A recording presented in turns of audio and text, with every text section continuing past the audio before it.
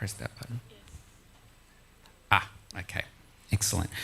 So the Publishers Alliance, I'll call them PIPA, we were formed in 2021. When the Australian government announced that the News Bargaining Code would be introduced earlier that year, it was embraced by all the publishers in Australia because we thought finally we're going to get some sort of revenue or some sort of recognition for all the work that we've done. But after the code was shortly, introduced in Australia, we quickly noticed that independent and small publishers were ignored by the digital platforms. So before the code was, passed by Parliament, they had done deals with the major media companies, which were News Limited, 7 West Media, 9, the ABC, and a select number of medium-sized publishers. But they didn't do any deals with the independent publishers or the smaller ones. In fact, before the code was introduced in Australia, Facebook, we call it unfriended, but they blocked all the news websites and government websites in Australia. At the time, they said it was an accident, but we have seen since then that it wasn't an accident. It was a deliberate strategy to bully the Australian government so they wouldn't designate Facebook under the code. Now, it'll be interesting because we have got 26 million people. Indonesia has much more than us, so I don't know whether Facebook will do the same thing and threaten to ban all the websites in Indonesia, because the last time Facebook had their annual meeting, I think, or their quarterly meeting, they revealed to their investors that they had lost 500,000 users, and we saw 25% wiped out from their market value. So they lost $200 billion just by losing 500,000 users. Now imagine if they lost 196 or 98 million users in Indonesia. I think the company would lose much more than 200 billion. Anyway, that's just my thought. So the code allowed the Australian Communications and Media Authority to establish a process where publishers could join and basically be found to be eligible news businesses. Now, my publication and over 30 odd publications in Australia were recognised as a public interest publisher by ACMA, which is the Australian Media and Communications Authority. But despite being recognised, we still couldn't get the digital tech platforms to talk to us. They ignored all our emails and all our phone calls, all kinds of communication, because they weren't designated under the code. So thanks to Rod Sims, who will be presenting later today, it was under his leadership and his vision that the ACCC allowed an exemption under the anti-competition and laws to allow the publishers to negotiate collectively with the tech giants. So, and also the ACCC had concluded a report that found that there was a power imbalance between the digital platforms and the small independent publishers, as you expect. You know, we're talking about Google, which is a $1.3 trillion company, and a small independent publisher in Australia. You know, you can see that you're fighting a titan. So, and just I think in Australia, we say it's like, battle of David versus Goliath. So it is truly that case. So,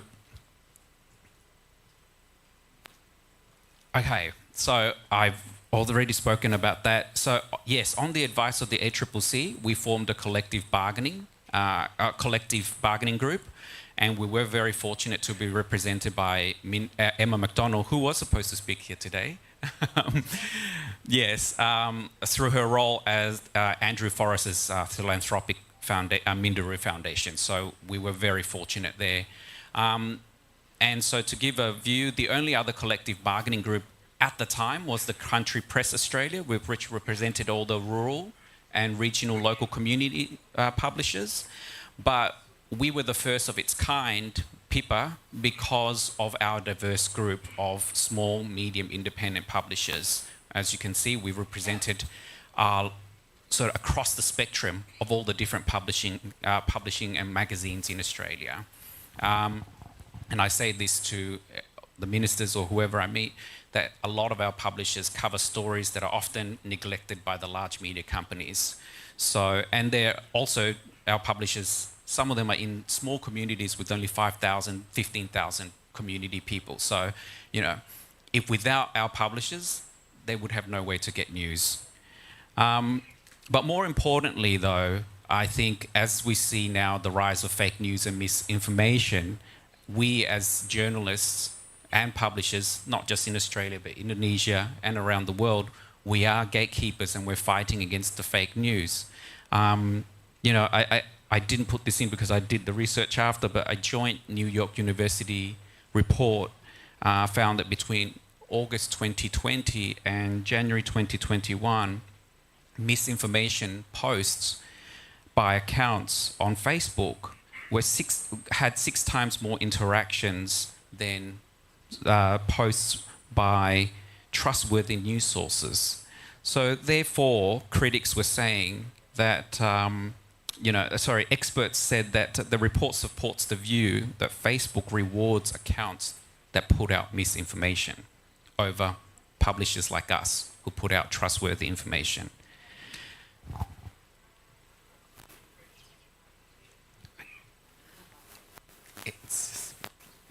So that's a list, I won't read it out, but that's our list of publishers in our group of 24, as I said.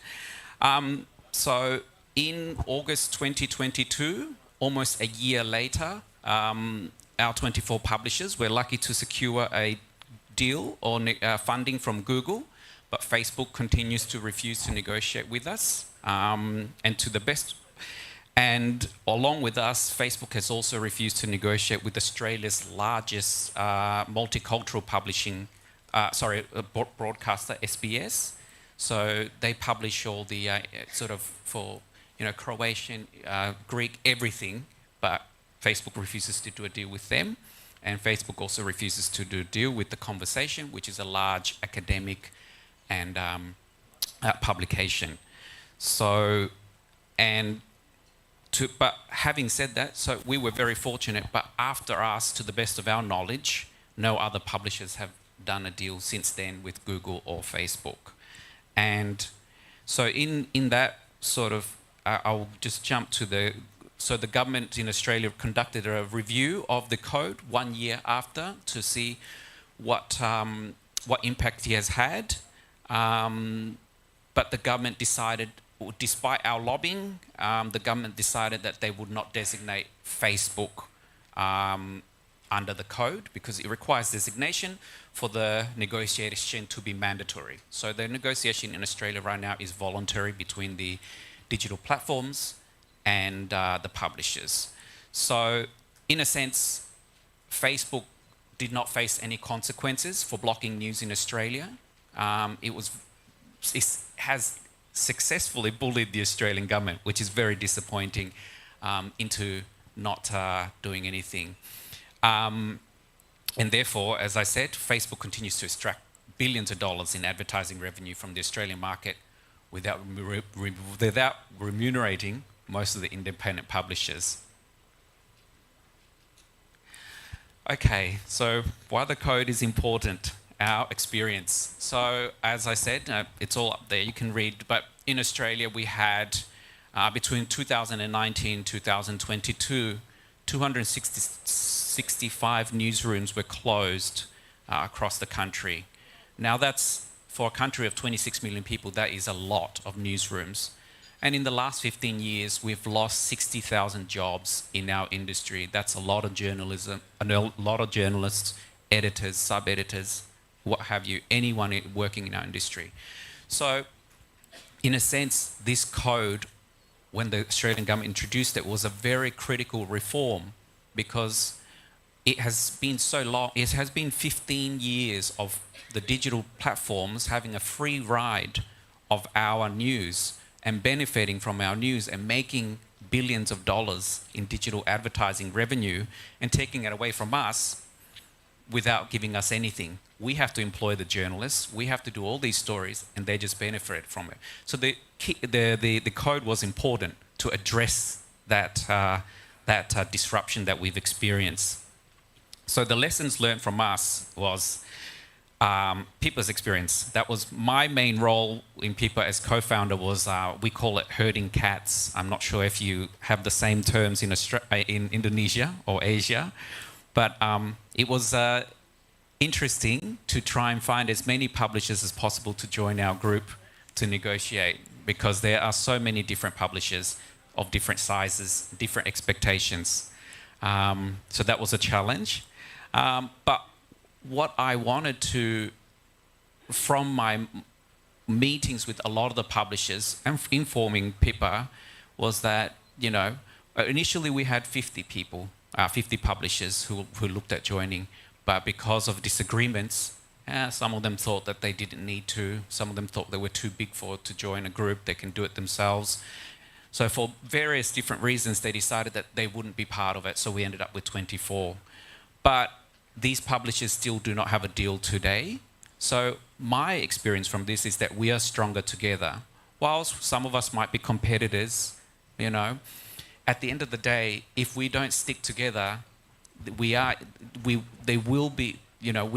going against titans here. So if we don't stick together as publishers, we go in independently, we're not going to get anywhere. And look, and of course we engage with all the members of parliament, ministers and the government.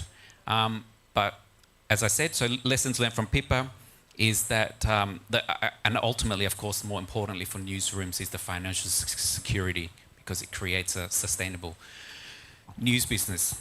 But now I want to turn to also quickly the lessons learned from overseas. I'm sure you've all followed. We've now seen, you know, in the US, in the United States and Brazil, the code basically has been killed off.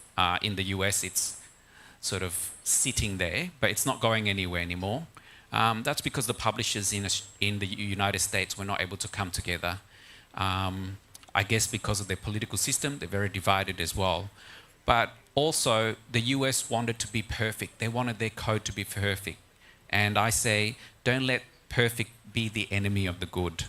So sometimes good enough is a good start, and we can work on progress and reform and make changes. Don't wait until we're trying to make it perfect before we pass the code. And then finally, of course, don't wait for things to happen, make them happen. I think, you know, I'm a journalist, I'm an editor. This is not my job. I don't know how to lobby. I don't know how to do any of these things. I don't know how to bring together 50 people in one room and say, let's go and negotiate with Facebook and Google.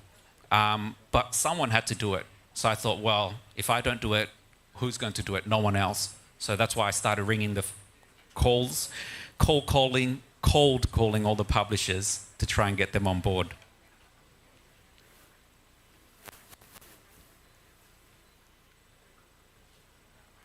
Okay, there's a delay. Oops. Oh no.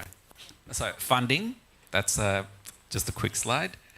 Yes, so now in Australia, where, as I said again, and Chelsea has mentioned, you know, we are a small population. We have only got 26 million people, so our media companies are smaller than yours.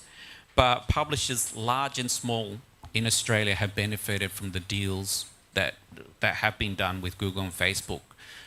These multi-year deals between 3 to 5 years and have brought in over $200 million to local news businesses in Australia. So, and we saw that with the Guardian newspaper. That investment that they secured from Google and Facebook has enabled them to expand their newsrooms by 40. I think it was actually 50 journals, but I said 40 just to be safe. So the Guardian is just one example of many newsrooms in Australia that have benefited. So from Pippa, our own experience from our 24 publishers, as I said, we secured funding from Google. And to their credit, since we have made a deal with Google, we signed our deal with Google, they have recognized our value to their, they have recognized our value to their platform and we've had a very positive working relationship with Google, which so it should be. And also we've received a lot of mentorship from Google and participated in a lot of training programs, particularly in digital disruption. We wanted to learn what's the best approach, how are we sort of reaching our new audiences. And at the end of the day, we also know that Google has access to all the data analytics, so they can share that vision, that sort of data with us to help us navigate this digital disruption. But from my experience, an independent publisher and owner of Australian Property Journal, the funding from Google has allowed me, just in my example, to hire more journalists. I've also started an internship program with universities to train young journalism students. We've also expanded our public interest journalism news coverage. So we're doing a lot of stories about homelessness, social housing, climate change. So all these things.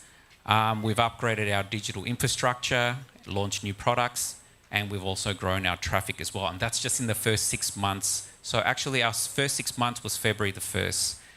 And that's just in 6 months what we've achieved from Google funding. And we have all, as I said, publishers, large and small, secured multi-year deals. So imagine what multi-year deals can do for Indonesian publishers if we have achieved that in just 6 months. So my final thoughts are that, and we've seen this in the Treasury Review in Australia, is that Google and Facebook are just the start. We've got digital disruption, but digital disruption has now evolved into the social media disruption, because as now, no doubt you've now noticed in Indonesia that the millennials and the Gen Z news audiences, they turn to social media to get their news. So therefore, in Australia now, the government is considering expanding the code to include Instagram, TikTok, YouTube, Microsoft, and the Apple News platform. And I think the Indonesian government, and particularly looking at the code, should consider expanding it to the social media platform as well, because that's where a lot of the people are getting their news. Research from Oxcom in 2022 found that 29% of teenagers are getting their news from Instagram. And I actually said Instagram twice. 28% are getting their news from TikTok and 28% from YouTube. I should have fixed that mistake. Sorry. And so now, but also the Reuters Institute at Oxford University found that a third of TikTokers now use TikTok for their daily news. Now, and YouGov Global Profiles did a research and found that 2 in 3 people in Indonesia and Vietnam, that's 67% of the population, yes, that's right, use social media as a source of news. That's the highest rate globally and higher than the global average of 46%. I think if you look closely, Australia, we are around, we're 33%. So you have an audience that's twice as engaged with social media when they get their news. And also, I suppose it makes sense because consumers aged between age 18 and 33 make up the majority of the audience that use social media for news. And again, I point out, Indonesia has the youngest median age in the world. You have people who are a lot younger than most countries. So, and we know that young people are the most engaged in social media. So social media disruption is the next one. Google and Facebook are great, to get the code started, they're great, but we also have to consider that in order to preserve journalism, and what we do is a public good, we are just as important as hospitals, roads, and all those things. We sometimes, I think, in the media don't sort of see ourselves doing public good, because I have to confess, a year ago, before I started doing this, I just saw myself as a journalist writing stories every day, filing in your stories and then going home and thinking that's done, that's fine. But we don't value what we do sometimes, and I think then we can't, if we don't value what we do and if we don't see, sort of step back, then how can we go to government and say, you need to support us in this because we want to deal with Google and Facebook? What we do is important, particularly in the rise of fake news as well. So we are the gatekeepers against fake news. Without us, the government will have to contend with a lot of misinformation and fake news that's on social media. And that will destabilize, and it's not healthy for democracy. So what we do is healthy for democracy. And it is we are a critical pillar in democracy. Thank you very much. Thank you, Pak Nelson. Allow me to call you Pak, as we usually here in Indonesia for respecting the male gentleman, whether it's married or unmarried yet. So please bear with me. So, Bapak dan Ibu, okay. Bapak dan Ibu, allow me to speak in bahasa a little bit, just a little bit. Bapak dan Ibu, untuk informasi bahwa penterjemahan dari bahasa Inggris ke bahasa Indonesia sebenarnya tersedia dalam caption di dalam ruang Zoom. Jadi jika membutuhkan bantuan penterjemahan tersebut, kami persilahkan untuk bisa mengakses dari device masing-masing di link Zoom yang disediakan oleh panitia atau di YouTube yang disediakan oleh panitia. So, back to English. Back to English. Another information from the committee out there that Mr. Usman Kansong, our Director General, is already on his way to this venue. But the traffic in Medan is unpredictable as we experience these 2 days in Medan. So please bear with me too for this, and also the speakers. But Mr. Usman Kansong committed to be with us later soon. In the meeting room right now, we have Professor Rod Sims. Do we have Sam Oliver? Is he? Yes? Okay. Can you show him in our screen, please? Hi. Hello, Professor Rod. How are you? Okay. One moment. We haven't heard your audio yet. Oh, I'm sorry. Can you hear now? Yes, loud and clear. Thank you very much. So, Professor, just to inform you that we already opened the seminar by official opening. We just finished with that. And then we already invite Nelson Yap as the first speaker, because it's my apology if it's a bit of the structure of the speakers is a bit changing, because we understand that you are kindly agree to speak with us even though you are on holiday. So really appreciate your time right now. It's very valuable for us. And we can see you from our screen in front of us. So you are facing the seminar room right now with about 100 participants. And most of us agree that we can start and still using English as our language for the seminars, and it's being translated to Indonesian in the caption, which is you can also see from your screen in the Zoom meeting, but it's in Indonesian anyway. So you may start speaking in English as you, of course, your native language, and we gonna follow, and the participant will follow also with Indonesian from their devices here. So Professor Rod, let me introduce you that Professor Rod Sims agree with us to speak in this National Press Day conferences, and it's his second participation actually, because last year he spoke with us also in Kendari. He did it during his term as the president of the Australian Competition Authority. And this year, Professor Rod Sims will speak with us as his current academic role, Professor of Harvard School of Public Policy from the Australian National University. But he's currently in Auckland.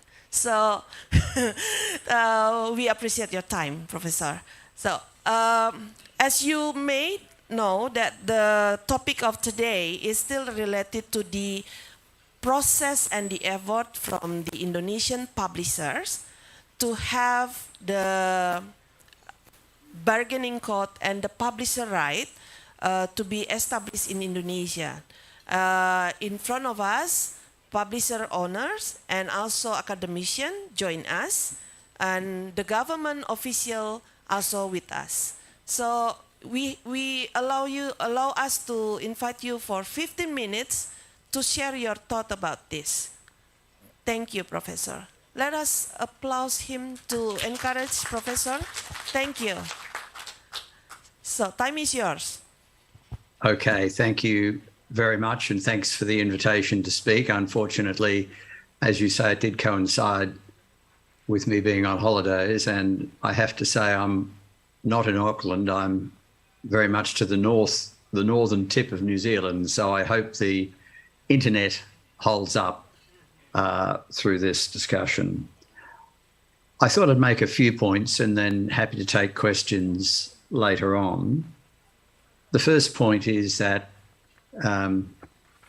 what started the News Media Bargaining Code in Australia was a study done by the Australian Competition and Consumer Commission. The law in Australia is such that when the government directs us to do an inquiry, that gives us powers to get information, compulsorily demand information, and it also requires us to make recommendations to the government, which we did. Now, the study was about digital platforms, media, advertising. We ended up making 23 recommendations, of which one was that there be a news media bargaining code. We did make other recommendations about providing funding to local journalism and a range of other things. So the News Media Bargaining Code was not our only recommendation in relation to journalism, but it was I think our most important one. The reason we made the recommendation for a News Media Bargaining Code was that we could see that, as the previous speaker said so very clearly and very well, the platforms use the content of media businesses to attract people onto their platform, either to answer Google searches or to be on the Facebook newsfeed. When the media companies asked for compensation for this, they were told no. And our view was that there was an imbalance in bargaining power, in the sense that Google and Facebook need media, but they don't need any particular media. They could, even if they had half the media, that would be enough for them. Whereas each of the media businesses did need to be on Google and Facebook. So it was an imbalance in the bargaining power to arrive at an appropriate payment for that content. Google and Facebook said there is no payment for content. The concern we had and the government had was that, again, as the previous speaker just said, journalism is fundamental for democracy. It is a vital ingredient of a well-performing democracy. We don't want the platforms to not make payment, otherwise journalism will decline significantly, and if journalism declines, then our societies will decline. So the logic for the News Media Bargaining Code was the imbalance in bargaining power and the importance of journalism. Now, the News Media Bargaining Code was a recommendation to government. It was accepted by government at the end of 2020. And the point I want to make here is it's nothing to do with competition law, even though it was the Australian Competition and Consumer Committee which recommended it, or Commission which recommended it. it is government legislation. So ultimately, in Indonesia, in other ASEAN countries, you need government legislation to make this work. Now, there's three components of that legislation which are fundamental. One is that there is a process of negotiation, but if negotiation does not yield an outcome within a certain period of time, then there is a process of arbitration. So it is a negotiate, arbitrate model. The reason that's important is Google and Facebook, you could require them to negotiate, but they'll still say, we won't pay you anything. Faced with the prospect that payment might be determined by an arbitrator, that encourages them to do a deal because they'd rather do a deal themselves than have it determined by an arbitrator. So it's very much a forcing device. Having arbitration there is a forcing device to even up the bargaining power and get a fair deal. The other component is that the legislation says that the legislation in Australia does not compel Google and Facebook to do any deals, but if they do a deal with any media company, then they must do a deal with all qualifying media companies. So one in, all in was the second component. And the third one was collective bargaining, that particularly the smaller players could get together and bargain as one. So negotiate, arbitrate was fundamental. One in, all in. If you deal with one media company, you've got to deal with a lot. And thirdly, collective bargaining. Those are the three key ingredients of the code. If any legislation in any of your jurisdictions tries to deal with this, it needs to include all three of those components. Doesn't need much more. It just needs those three components. Now, the process, I won't describe it too much, but it is worth stating that when the government was attempting to introduce the legislation, and we had about a year of negotiating the legislation. It was the ACCC, which I was leading at the time, which drafted the legislation with the Commonwealth Treasury and the Commonwealth Department of Communications. Google said that if this legislation passes, we will leave Australia. We will no longer provide search results for Australia. So it was quite a threat. When they made that threat, Microsoft stepped in and said, well, if Google leave Australia, our search engine Bing can take over. There was a discussion between the chief executive of Microsoft and Australia's Prime Minister. So in a sense, and also there was a public reaction against Google for threatening the government in that way. Facebook, in turn, we woke up one day to find that Facebook had taken all media and other things off Facebook. So they not only took media off Facebook, they also took down sites that were there to provide help, bushfire warnings, health warnings, and again, they overstepped the mark and there was a huge public backlash against them, a whole lot of people saying they would no longer use Facebook anymore. So those threats backfired, but they did set off real negotiations between the Australian Treasurer, Josh Frydenberg, and the chief executive of Alphabet, Google's parent, and the chief executive of Facebook. A number of changes were made which don't really matter. The one change that is worth explaining was that the Treasurer felt that the Google and Facebook were scared about being designated under the legislation. So the legislation sets up the framework, but to be covered by it, you've got to be designated by the Treasurer. The Treasurer said, well, if you go out and do deals with our media companies, we won't designate you. That caused Google and Facebook to immediately go out and do a lot of deals Whereas I thought, certainly, and others did as well, that deals would be done against the threat of arbitration. In the end, deals were done against the threat of designation. Now, it doesn't matter. The point is deals were done. So Google have now done deals with essentially all Australian media. There's a few companies that don't have deals, but it is disputed about whether they qualify or not. The companies that clearly qualify have all got deals, and that's very pleasing. So Google has done deals, I think, with just about everybody. The number of exceptions are exceptionally small and may not exist. Facebook did a deal with approximately, I think, media companies that employ about 85% of Australian journalists. As the previous speaker just said, they did not do a deal with Australia's multicultural broadcaster, the Special Broadcasting Service, or SBS.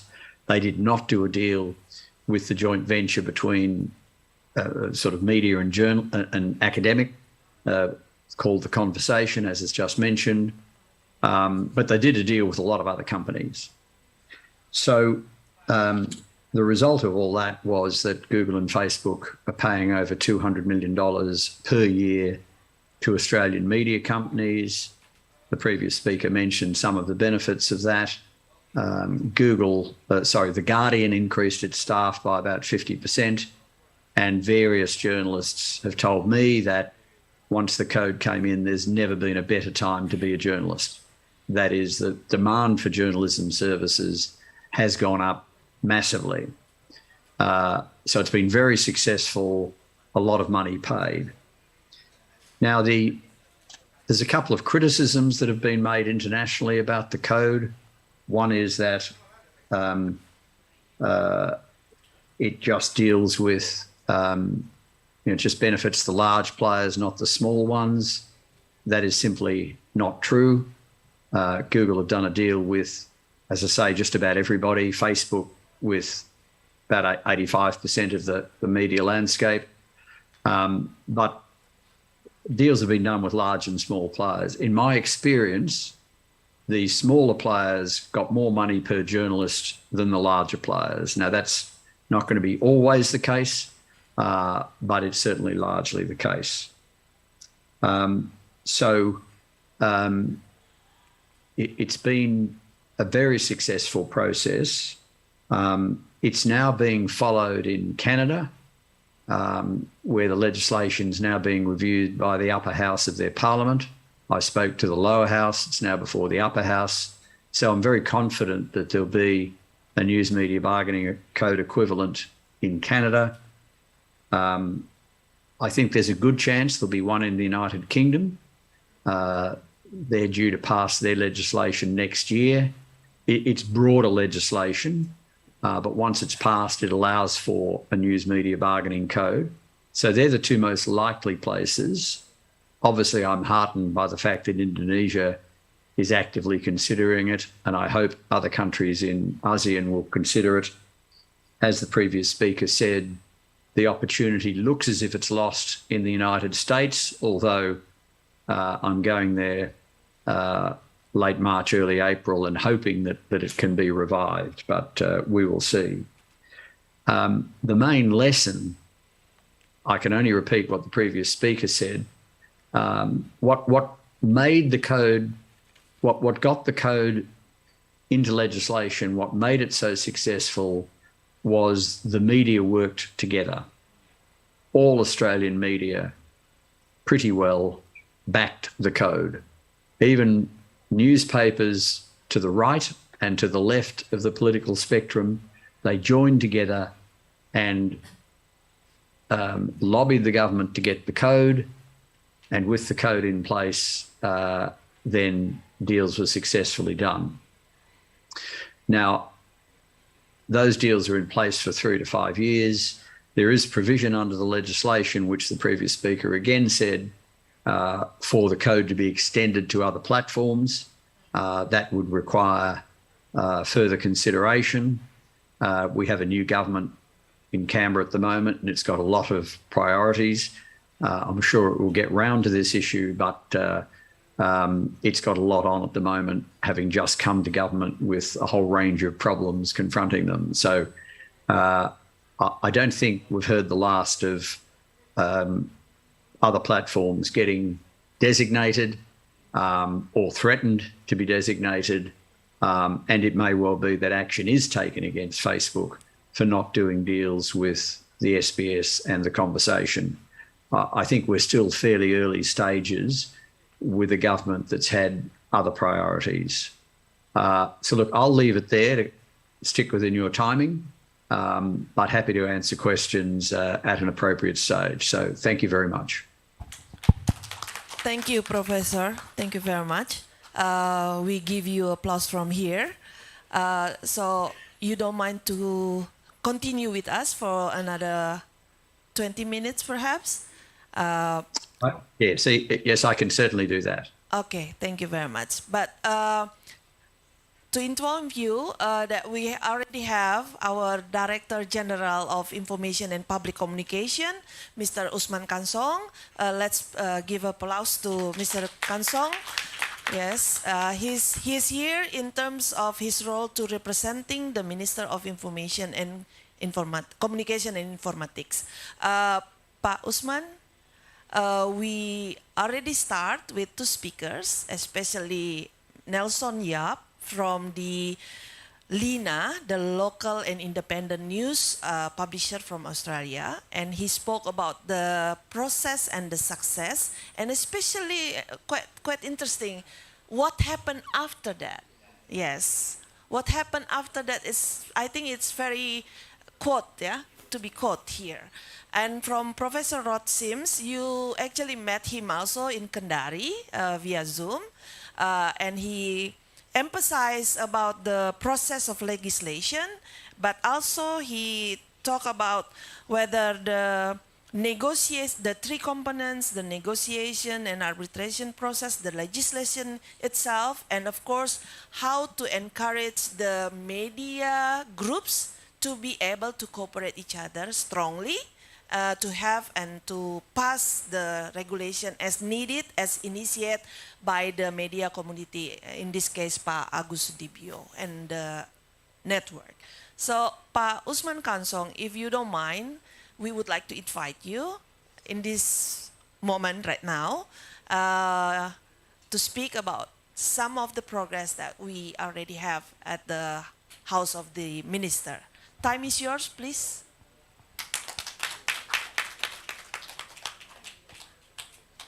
To inform you that we use the English, but you may speak in Bahasa. The translation is available at the caption of the Zoom meeting. Thank you. I will speak in mixed languages. Okay. The translator, please be informed that Mr. Usman Kansong will speak mix English and Indonesia, and especially maybe Medan language also. So be aware. Thank you. Okay, thank you very much for this occasion, for this chance to speak on what is the progress of the legislation or regulation of the publisher right. Cominfo, the Ministry of Communication and Informatics, has just submitted the draft of a presidential decree on publisher right or negotiation code in terms of Australia, like Rod Sims said earlier. And we are waiting for the response of the president. We have to submit the draft. We call it, we ask from the president the initiative right to initiate to developing or to form the legislation. We have had draft, but after president give us the initiative right, we will discuss again, we will discuss more deeply about the substance of the publisher right. Let me inform you that there are two substances of the publisher right regulation. The first is that the platform must cooperate with the media in Indonesia in terms when the platform want to deliver the news in their platform from our media. They must cooperate. They must negotiate with our media. But the negotiate will be B2B business, business to business negotiation. And the second, we will have such a body, such a controlling body to watch, to control the, to see the negotiation between the platform and the media. The body will mediate if there is a dispute, if there is a dispute between platform and the media. And it is okay also if the platform and the media use arbitrage mechanism via BANI. We have BANI here in Indonesia, Badan Arbitrase Nasional Indonesia. And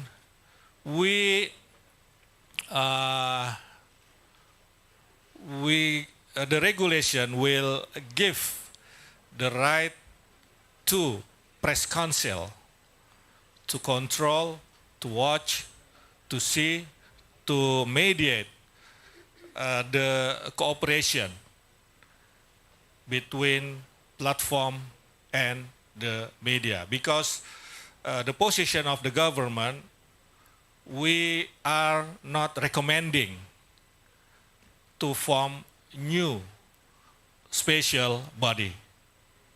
So we will use the existing body, that is press council.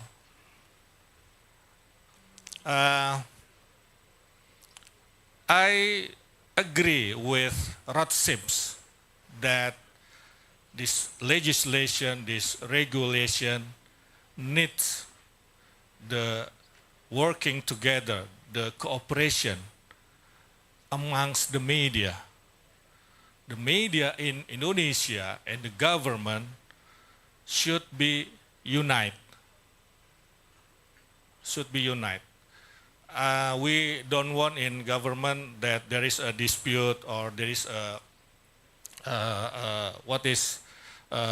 differences opinion between amongst the media in Indonesia. So we should unite here if we want to regulate the platform. And the position of the government here that we have press freedom here in Indonesia. So we will regulate the economic aspect, not the press or journalism aspect. That's the first. And the second, we regulate, we govern the platform, not regulate or govern the press. Yeah, because we have press freedom here. We off in HPN 9 February, in next 2 days, the President in his speech will respond the draft of regulation that we have just submitted to the President. That's all. Thank you very much. Thank you, Pak Usman Kansong, for your brief information on the update of the progress from the minister's side. Next, directly we invite Mr. Agus Sudibyo, Dr. Agus Sudibyo, to present his thought. Thank you. And next, after that, we will invite Pak Dahlan Dahi. Thank you.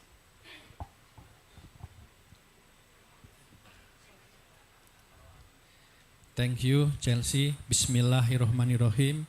Assalamualaikum warahmatullahi ta'ala wabarakatuh. First, thank you for CIG, PWI, and PPC Media Action for invite me to join in these important meetings. And it's really nice to meet all of you, especially colleagues from other country in Southeast Asia region, especially from my friend from Malaysia, tepuk tangan, and also my friend from maybe Vietnam, Thailand, Philippines that join in this seminar. I would like to share the experience of Indonesia media community to the advocacy for news media bargaining codes, and then also I would like to share the idea for the need for inter-country media association caucus or alliance for together to the same advocacy.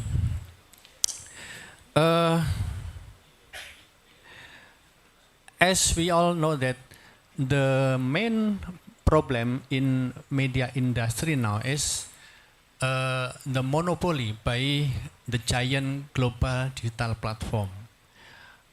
I don't know the exact situation in each country in ASEAN region, but if we refer to the context of Indonesia today, the monopoly of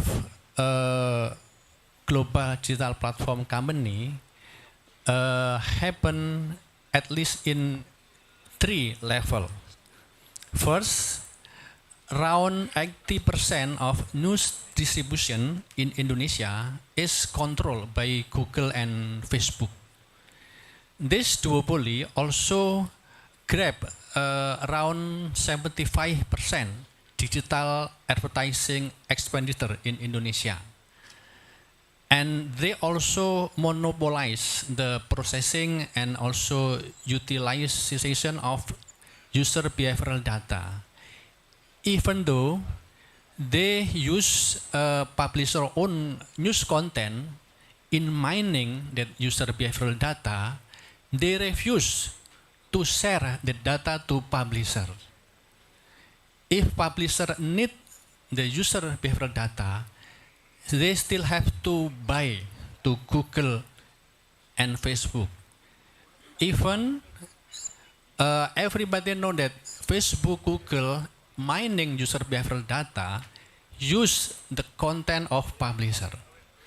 I think it's not only Indonesia problem, it's a problem in every country. Also, I think in Australia also. So in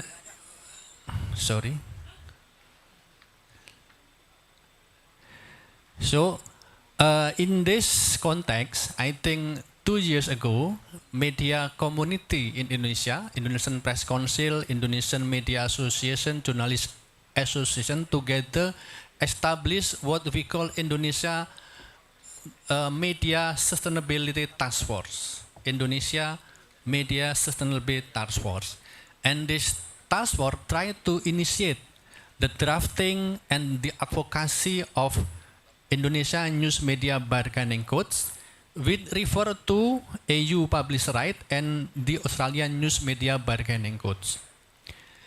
But it's important to know that this code actually not designed as a hostile gesture against the global digital platform or to undermine their positive contribution. Rather, it is an initiative to create two-way value exchange or to realize the mutually beneficial relationship between news publisher and digital platform. And in the draft that submit by task force to government, this bargaining codes set up the obligation of digital platform company to negotiate in good faith with Indonesia publisher regarding first the economy value of publisher content that they use or monetize, and the second fair and transparent profit sharing in digital advertising schemes involves both parties. And third, sharing of user data generated from the use of publisher own news content by digital platform company. The code also obligate the digital platform company to ensure that the news content they distribute and monetize is in accordance with the Indonesian press law and the journalistic code of ethics. And also to make sure, it's very important, I think Pak Dahlan will share the idea about it also, to make sure that their algorithm system is supporting the preservation of local value, diversity of perspective, and multiculturalism principle in Indonesia. So we also talk about how we govern the system of algorithm in some national entity.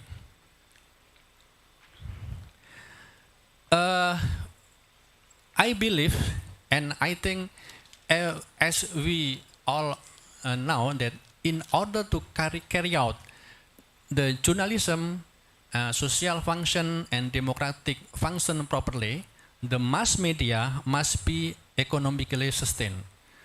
The mass media must be strong enough as business entity. So the ultimate goal of bargaining codes actually not only how to help media in dealing with digital disruption pressure. The ultimate goal, I think, is how to creating media ecosystem that is conducive for realization of good journalism, civilized media public sphere, and for maintaining the contribution of the mass media to the democratic process in Indonesia in much broader scope. But we believe that to realize the news media bargaining code, also how to build balanced fair system for negotiation with global digital platform, media community in each country cannot walk alone. If we walk alone in this field, we will always facing David versus Goliath struggle between the giant global digital platform. So we must build network, and therefore we need to establish a kind of caucus or alliance of the media association in ASEAN region, and together fulfilling media sustainability principle in this region.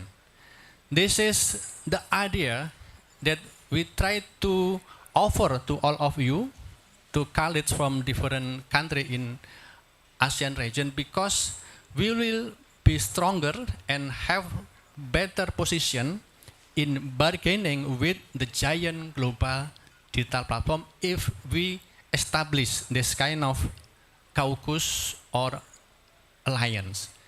I think this is the idea that I want to share to you, and hopefully will be meaningful and useful in this seminar.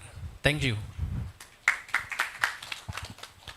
Thank you, Dr. Agus Sudibyo. The process of the advocacy and the purpose of the ultimate goal together among the ASEAN Journalist Association and Journalist Organization to have this idea to be happen at the end. Pak Dahlan Dahi, time is yours. Yeah, thank you very much. Can I have my slide? This. Yeah. Pak Sam. Okay. Thank Yeah. you very much. Thank you. Assalamualaikum, selamat siang. Ladies and gentlemen, it's an honor to speak in this forum, but let me introduce myself to understand my perspective. I think this is important. I am CEO of Tribun, which is a media network that have 40 offices across Indonesia, and I work as a journalist, so local journalist as yours. But I am a little lucky that I work as a journalist for almost 30 years now. I work as a journalist 19 years in local newspaper. It's okay. So second, I want to put in the context. So Australian News Bargaining Code is about the relation between publisher and platform in business side. So it's about revenue share, which is also important since I believe that media can do the main role as a fourth pillar of democracy when financially, businessly, they are strong. So we have to make the media strong so they become do their role as an important part to build the democracy. But I think it's not enough. We should also look at how algorithm impacting our life, since it's also important. It's not about money, it's not about profit and loss, but it's about the public's prosperity. That would be my point. Can you help me to okay, please run the video. I think the slide says video is okay.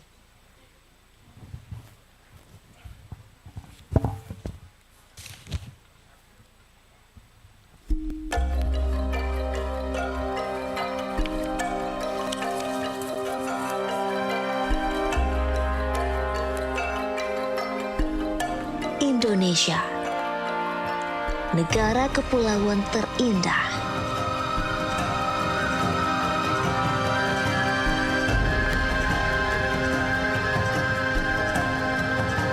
Beragam suku, bahasa dan cerita unik penuh makna.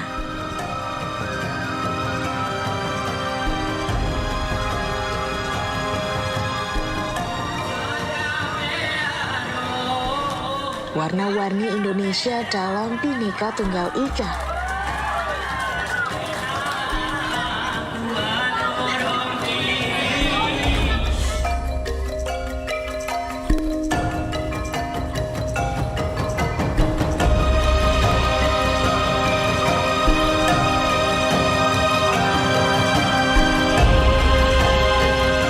Kami terus tumbuh menjadi mercusuar di negeri 1001 cerita.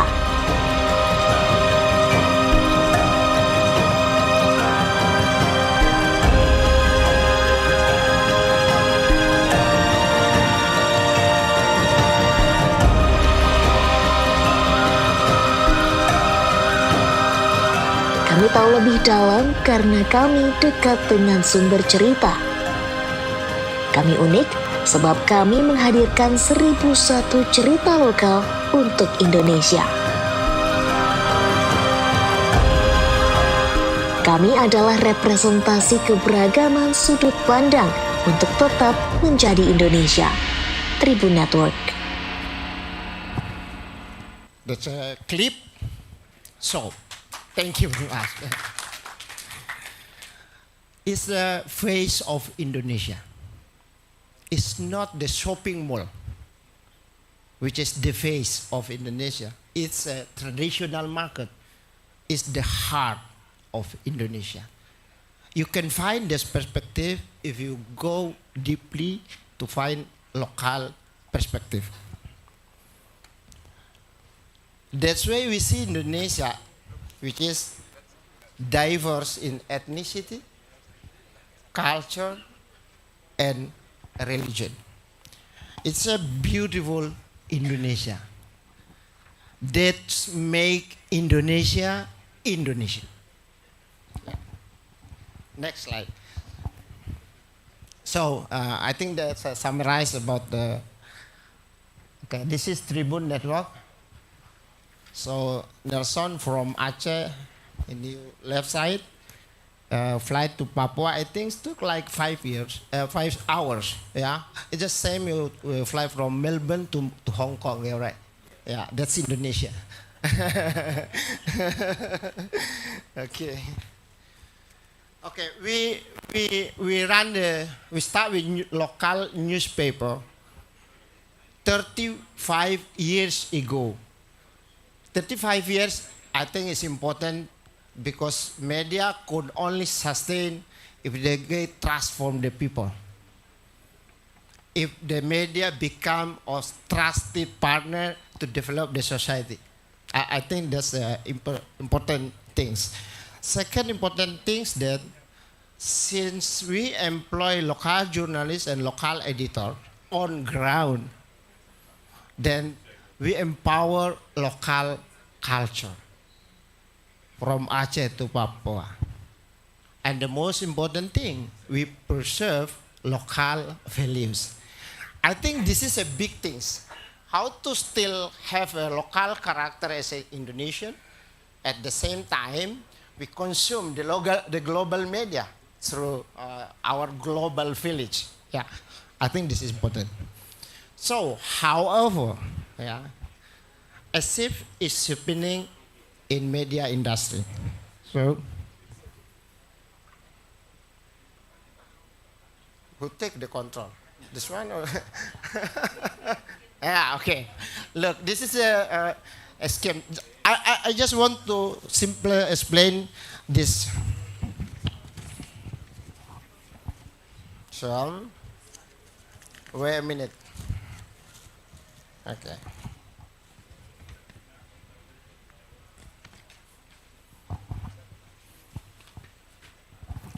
Let's imagine the era of newspaper, where the digital, social media, and Google are not so powerful like nowadays. Okay. I want to emphasize that journalists works to find and to process information and to publish them to the public. Editor process the news and decide what news, in what angle, for the public.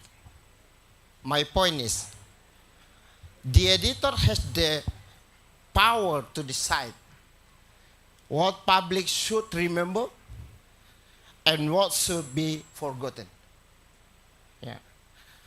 Editors are responsible for building a good and healthy society. Fortunately, the editor's immense power is guided by press ethics, press law, and one more thing, local values. It's all ensure the editor works for the public, for democracy, and protect the local values. Okay, and then, this is our word. Next slide. Okay. Pasam, next slide, please help. This is our word now. the digital. Look at the red sign. Technology, algorithm. Behind the technology, there is a system. Yeah, we call it algorithm. So, when shifting occurs, the editor extraordinary power pass to algorithm. So now the editor is algorithm. Since 70% of website audience coming from the platform. So actually the editor, the real editor is technology, the real editor is algorithm. The algorithm determines what the public should see and forget. Just same the power with the editor does.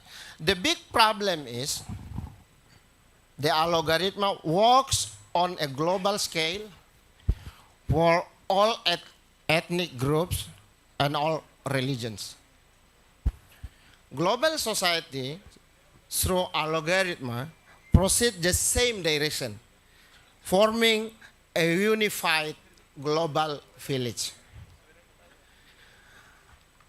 I discussed with some, with my friend in a global tech company.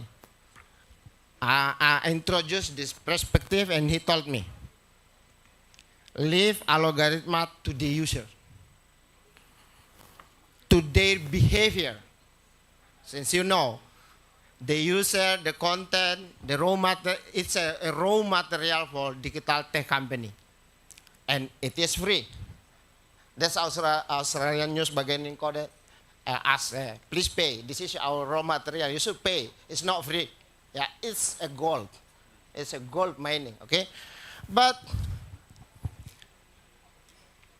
leave algorithm to user, to their behavior, and let algorithm work to provide content and news that are relevant to them, actually causes a big problem.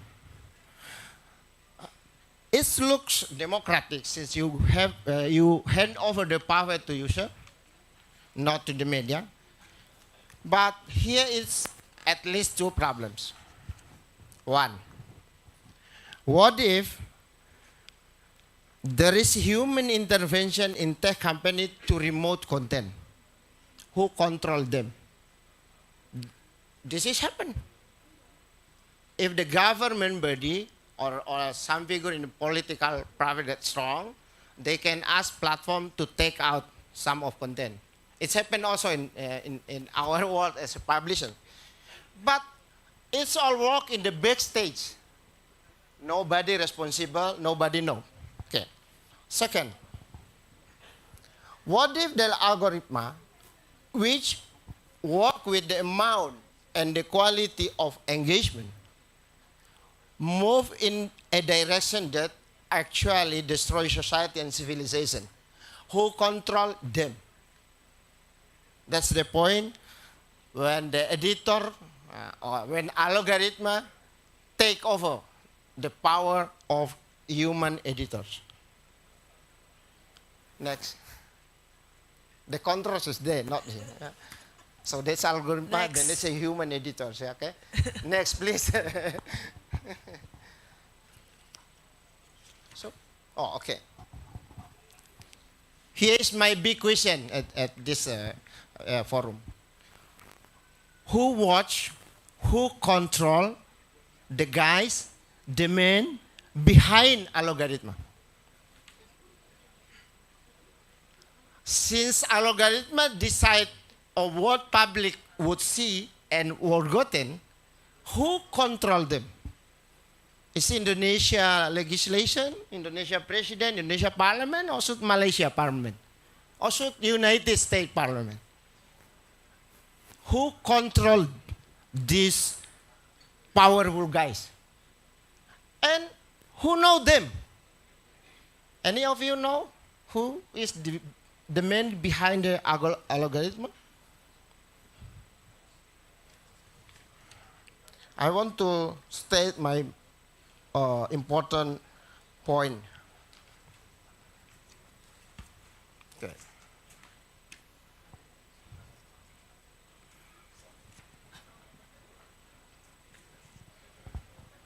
we don't know exactly who is behind the algorithm, what they believe.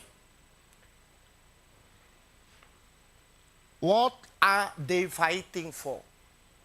They fighting for Russia or Ukraine? I don't know. They fighting for Israel or for Palestine? I don't know. They fighting for local people or global citizen?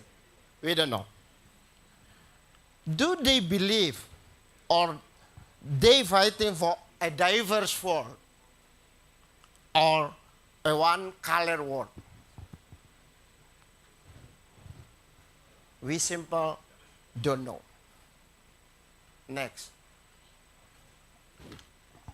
So, that is my point.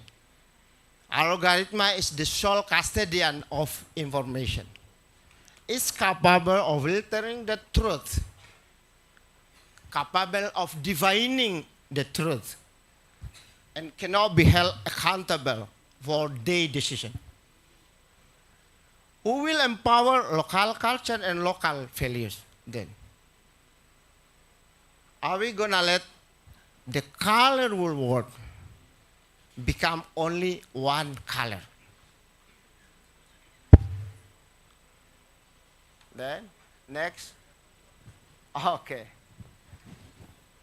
That's why I propose that should be independent, trustee body who take the role to control algorithm, to make sure they preserve local value, national identity, and democracy.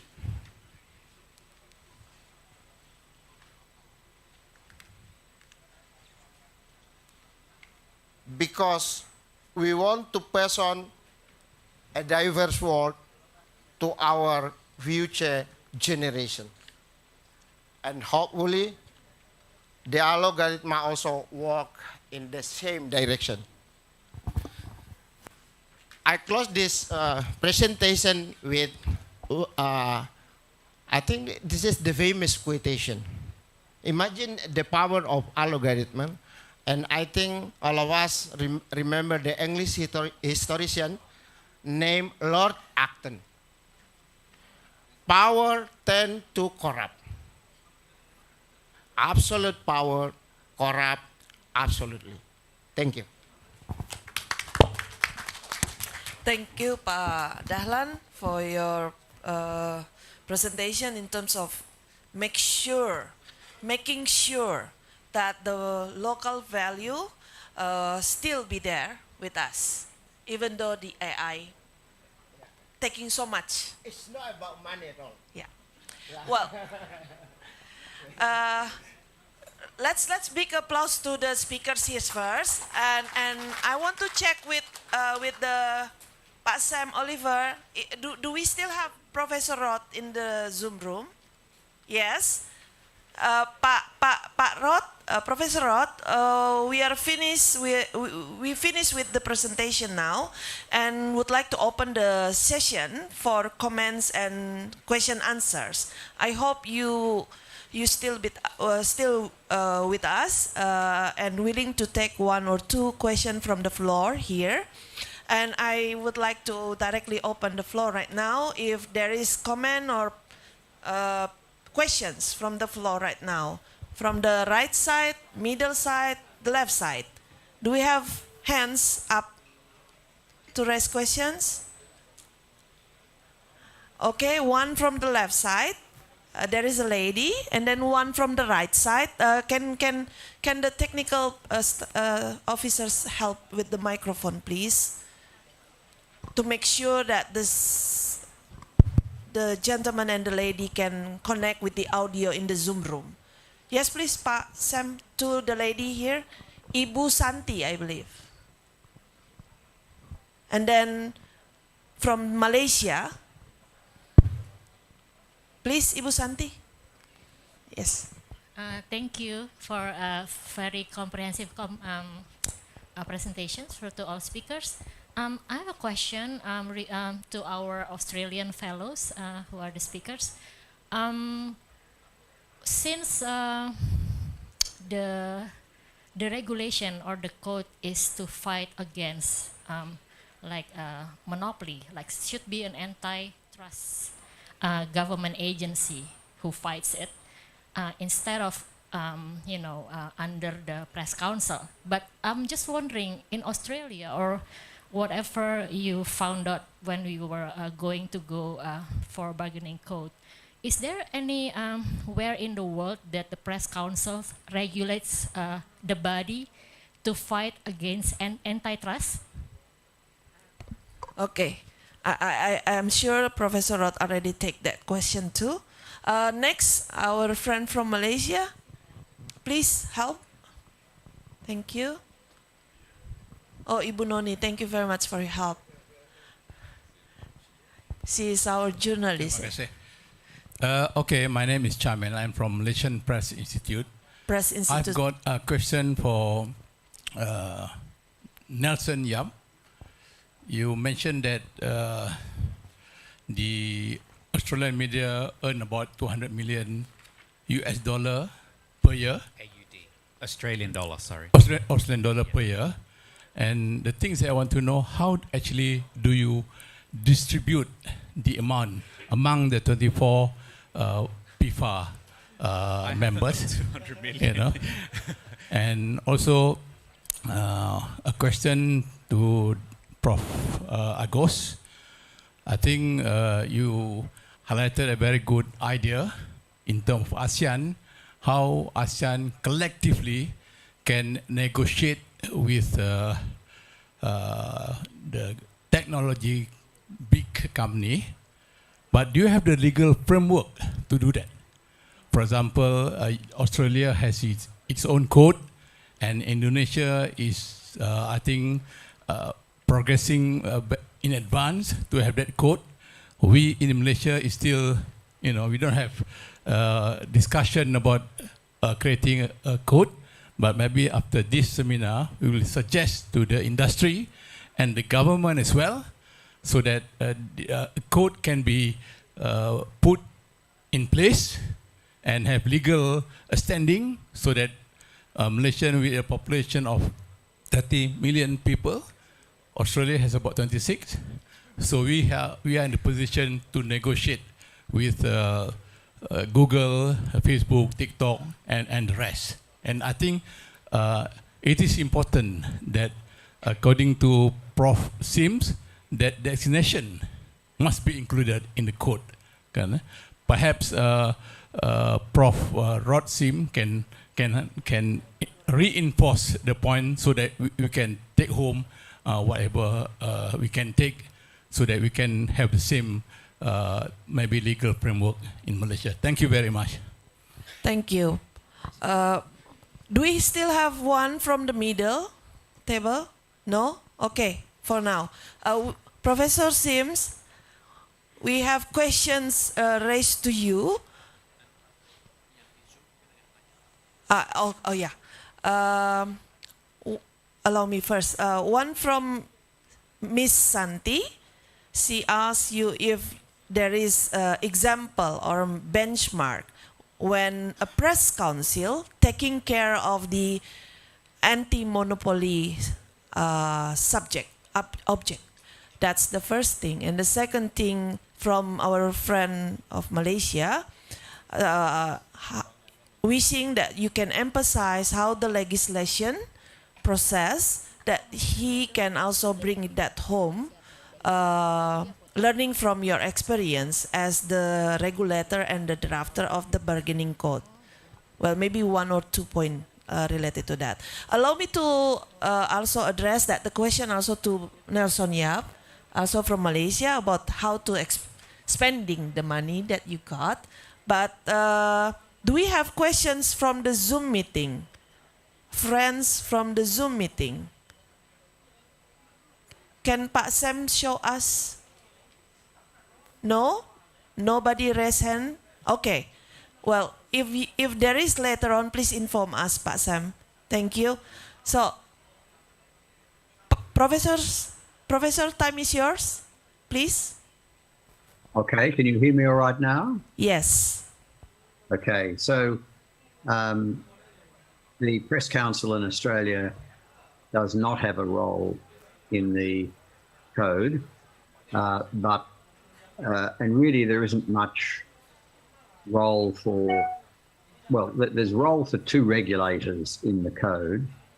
Our media regulator, called the Australian Communications and Media Authority, it registers media organisations to be eligible to participate in the code, and then it chooses a panel of arbitrators who would arbitrate if called on to do so.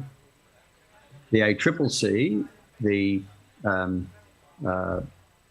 competition regulator, the equivalent in Indonesia is the KPPU, if I remember the initials well enough, we make sure that the companies, Facebook and Google, comply with the terms of the code.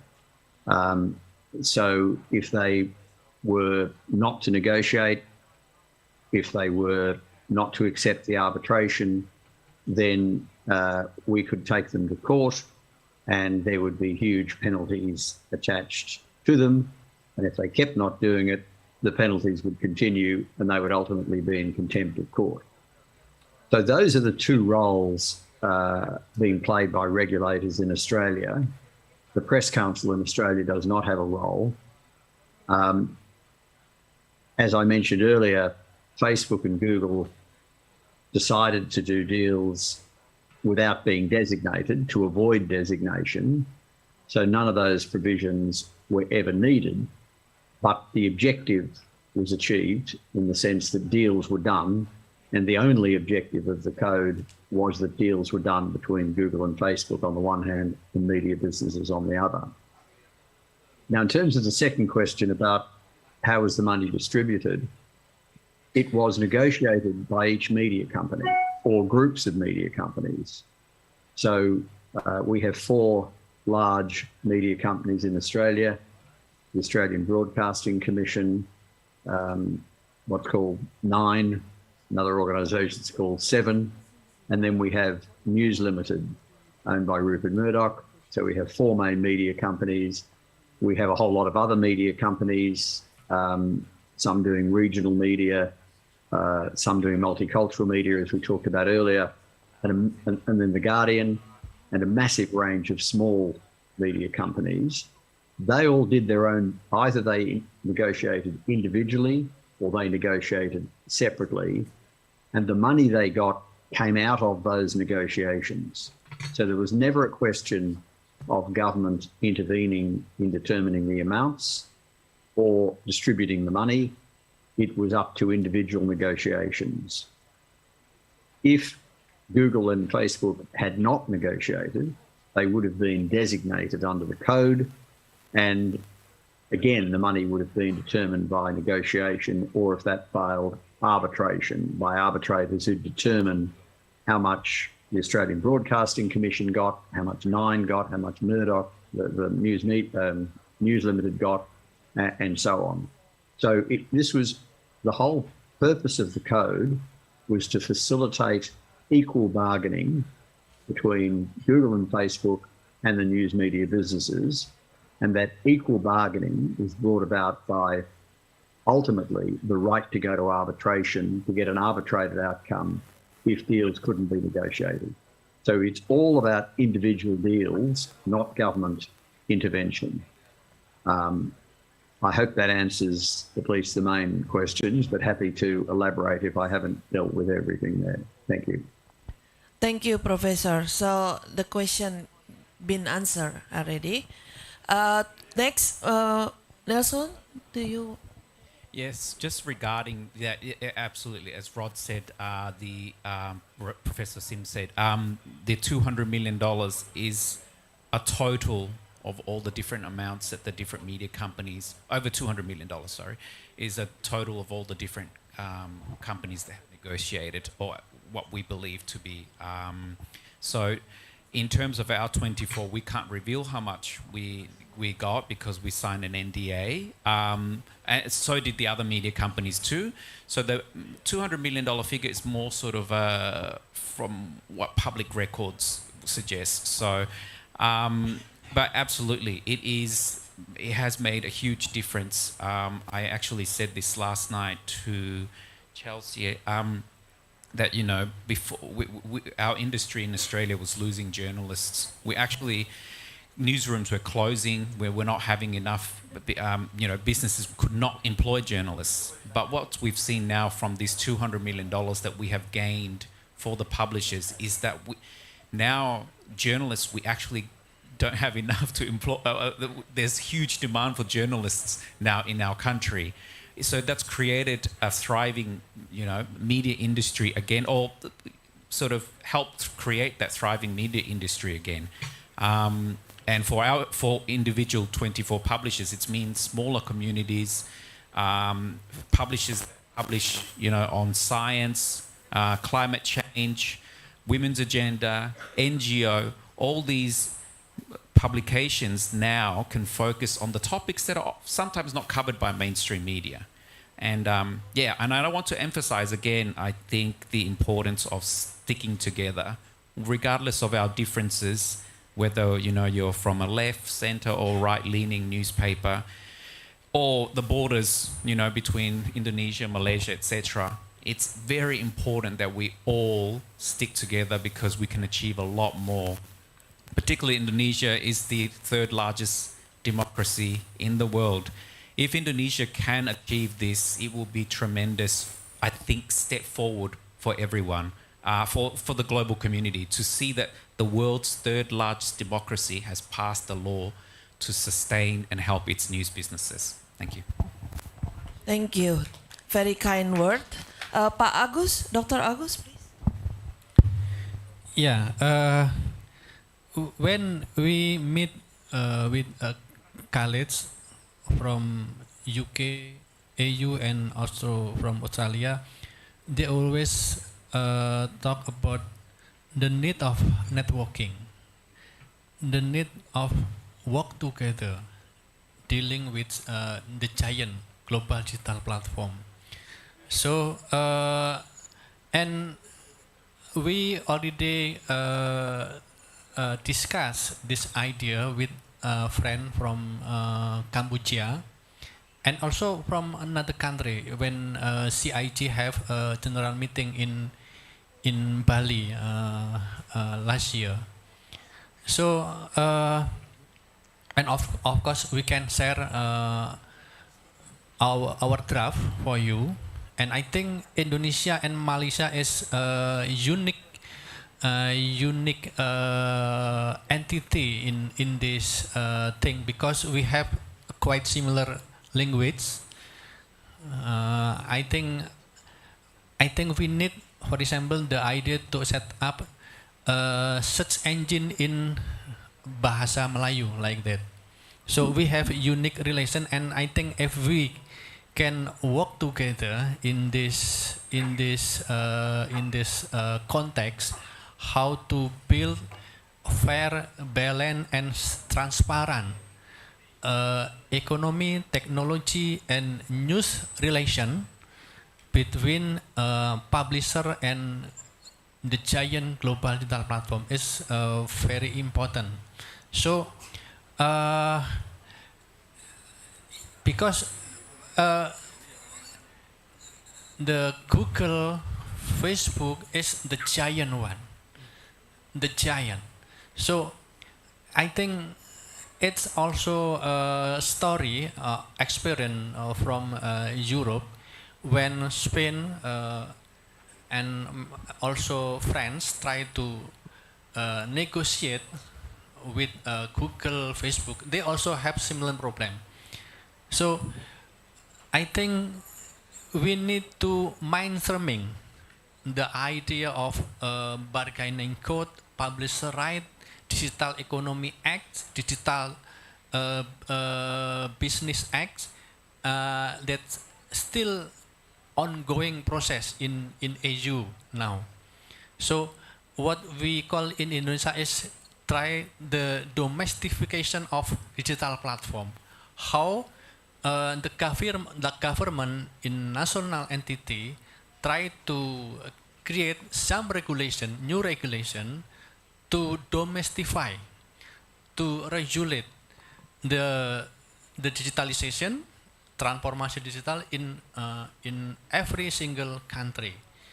So I think because we need more information, we need more discussion about it. I think the idea to establish the caucus or lion of media association across country in ASEAN region is, I think, very contextual and very important. And hopefully we will meet again in this kind of discussion, in this kind of meeting to try to realize this idea. Thank you. Thank you, Pak Agus, to respond to the questions. Do we still have question from the Zoom room? Pak Asep? No? Okay. So our friends from Malaysia, Timor-Leste, Myanmar, Cambodia, and Thailand, maybe if you wish to have a more intense discussion, probably we can have 101 later on. But for now, I will open again if in the room there will be another questions by the floor. One. Is Ibu in the backside also want to raise question? No? Oh, just doing, okay. Okay, Pak, please. Hi, my name is Neil. I have two Pak Neil. questions, one for Nelson and the other one for Pak Dahlan. First, I would like to ask Nelson. I think the microphone is not, yeah. Can I we think move? My voice is quite loud though. Oh, okay, thank you. Well, I don't it's need a Mr. microphone. Neil Tobing anyway. Yes. Yeah. Medanese. Please, Vanel. Sorry about this. My first question goes to Nelson. I'm quite interested with the 200 million plus amount that you receive from the platform during the 6 months negotiation, right? It's quite a short period of time that you can get additional 200 million Aussie dollars. Yes. For the publisher. I just want to know what is the amount, the total amount of the advertising expenditures in Australia, especially from the online. Because as Pak Agus mentioned earlier, that here in Indonesia, the revenue sharing ratio is 70%, 70 to 30%. So using that formula, whether that formula also applies to get the 200 million Aussie dollars additional revenue. Okay, and to Pak Dahlan Dahi, I think I have the same opinion with you that this algorithm should be observed, surveilled by the independent body. What do you think the most appropriate body in Indonesia, whether we have to establish a new one or we can use an existing one? Because what I know from the draft submitted by the Cominfo, that I think Santi mentioned earlier that it will be regulated under the Press Council, whether Dewan Pers, I believe, has no authority to regulate a business issues of the publishers. Thank you. Hi. I in terms of revenue, digital advertising revenue that the digital platforms make in Australia, I just quickly Googled, and Google makes about, I think last year was, up until May 2022 was 1.4 billion Australian dollars, and Facebook was 1 billion Australian dollars. So I am not aware of the sort of digital advertising revenue sharing that is in Australia. I'm not sure how that goes. But in terms of the $200 million that all of the publishers, we all secured across Australia, that is, it comes down to individual negotiations. So it's very difficult to say what each individual publisher or group of publishers, how they negotiated with them to arrive at whatever amount that they did. Obviously, Google and Facebook have their own formula on what they think each publisher should get, and then the publisher would then say, well, actually I disagree or I agree, and then you go back and forth. And so, but there is no specific model, and I suppose if the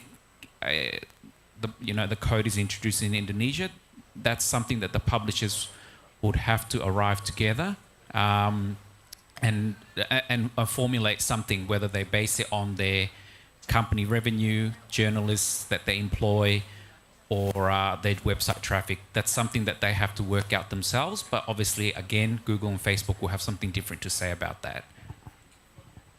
Could I just add something? Is that possible? Yes, of course. Please, Professor. Yeah, so there is some revenue sharing in Australia. So I think, and I'm relying on my memory here, but I think YouTube shares advertising revenue, which is why they weren't included in the as up for designation. It was just restricted to Google search.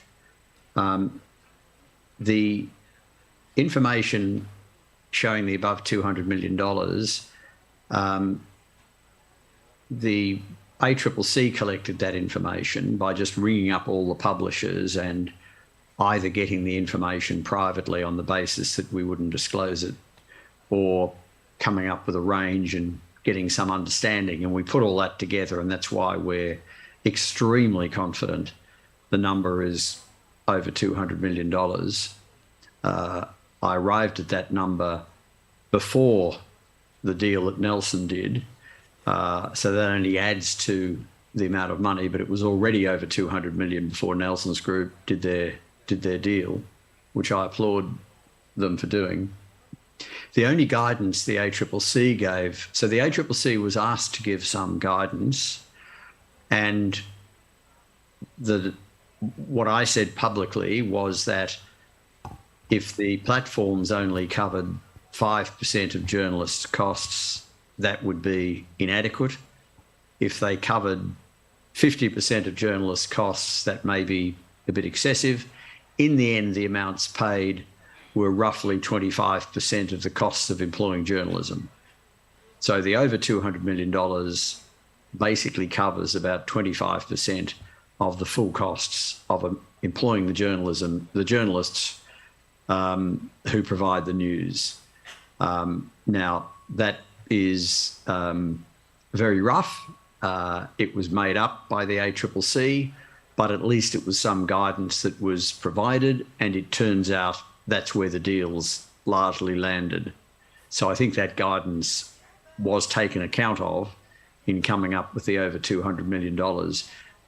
In everything we knew, with all the information we had, and we had more information than anybody else, we felt $200 million was about the right number.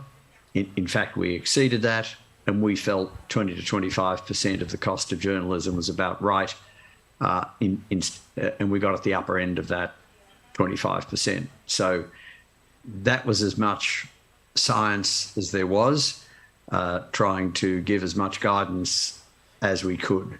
So it wasn't so much a percent of revenue, because of course they're getting revenue from a whole lot of sources in a whole lot of different ways.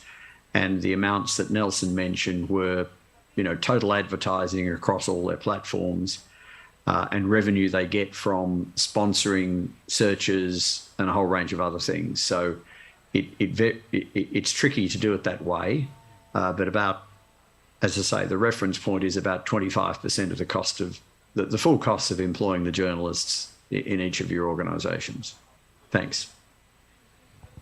Can I just quickly add to that? Of course, yes, please, Nelson. Professor Sim's absolutely right. His figure was 200 million was before when our 24 publishers secured our agreement, which, by the way, is thanks to Rod Sims. So thank you very much, Rod. And also the Mindaru Foundation, who helped represent us. So absolutely, it's that $200 million figure was before we signed our deal. So that's a very conservative. You can pretty much say that it was over $200 million worth of deals have been signed. That's per year, by the way. So that's a massive investment for Australian news media companies and in public journalism. Pak Dahlan, please. Yeah, okay. Thank you, Pak Neil. So it's been a tough question, Pak. So look, Pak, look. The digital world impacting our traditional media in the last 20 years, Pak. So actually the digital technology works in our field without regulation.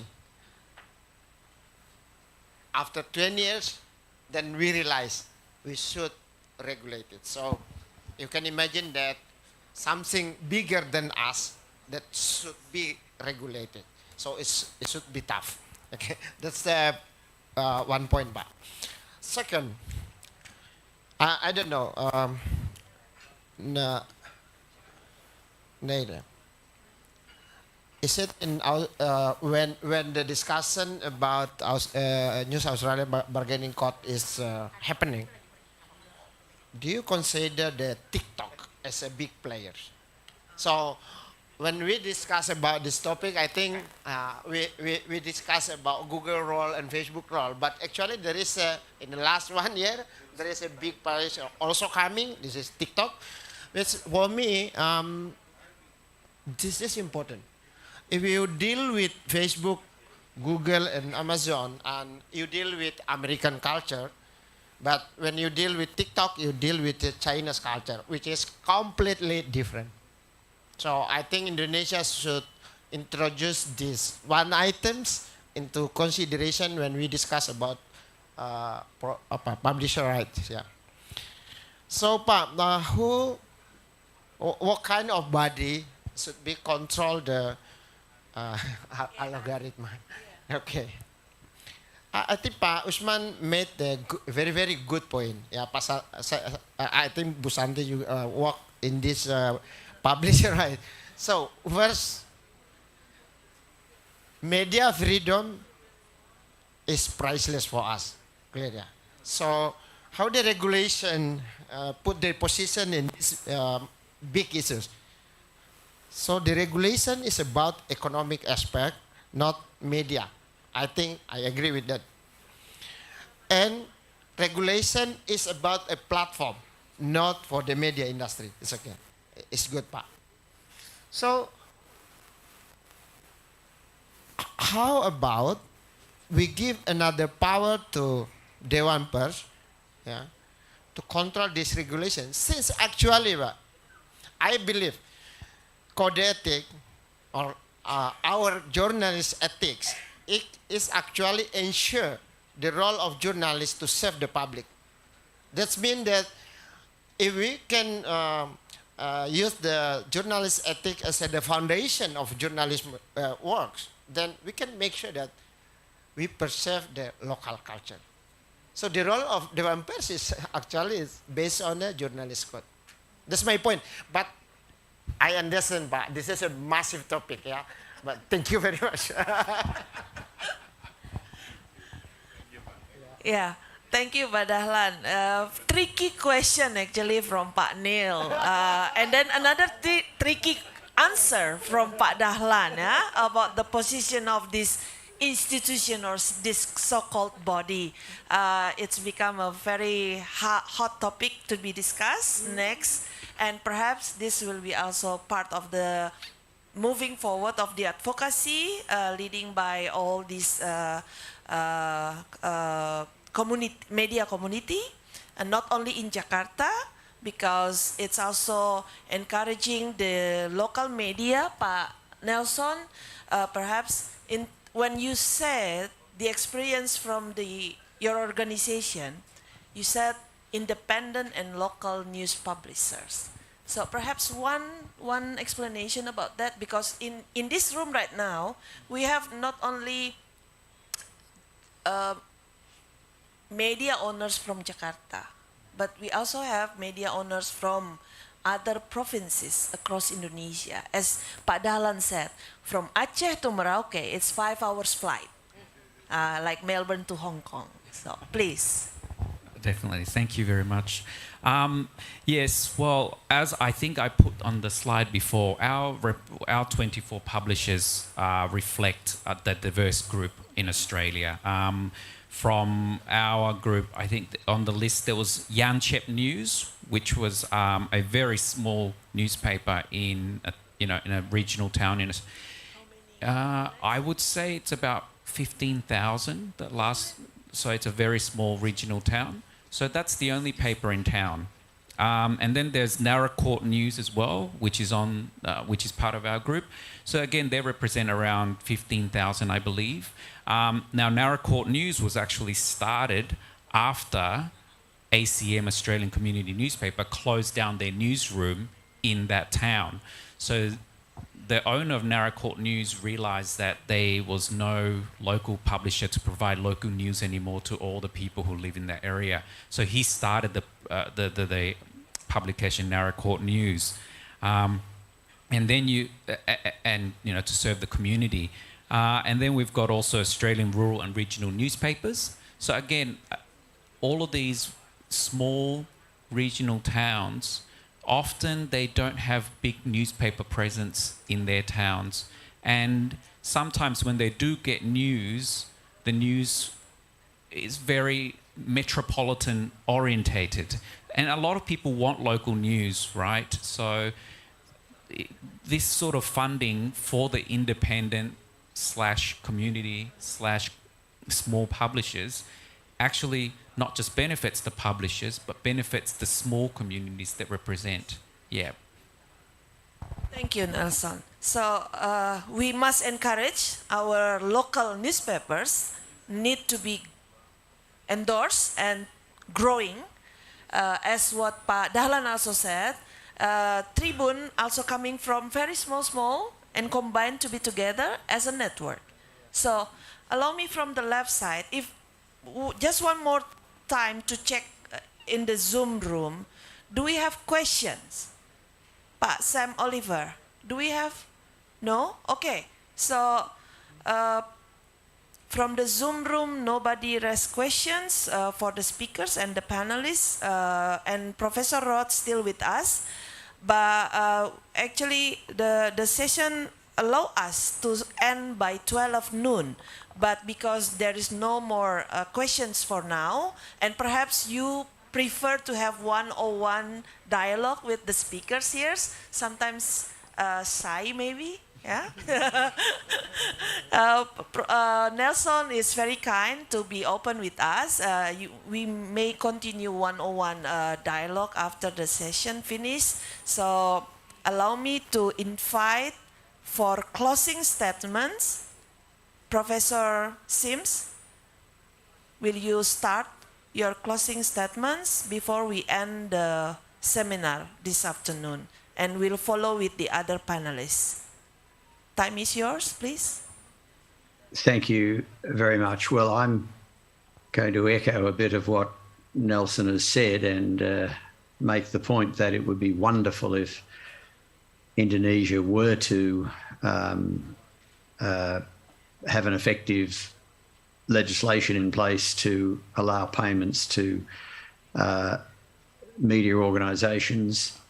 The second point is that Nelson's organisation was an extraordinary coming together of a lot of newspapers that weren't otherwise affiliated, and that was terrific. But we also had collective bargaining by Country Press Australia.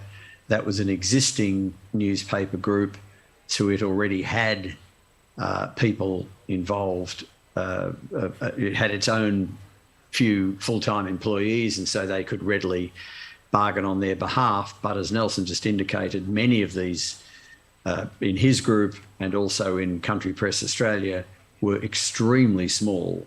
So when you have small media companies, it really is very important that they come together, whether they come together through existing organisations or whether there's government funding to help them to come together. In Nelson's case, it was the Minderoo Foundation, a philanthropic foundation, which was terrific for them to do that.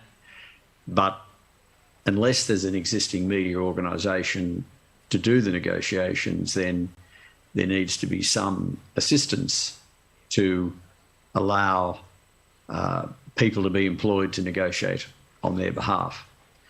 Finally, in relation to TikTok and Apple News, the ACCC did the work to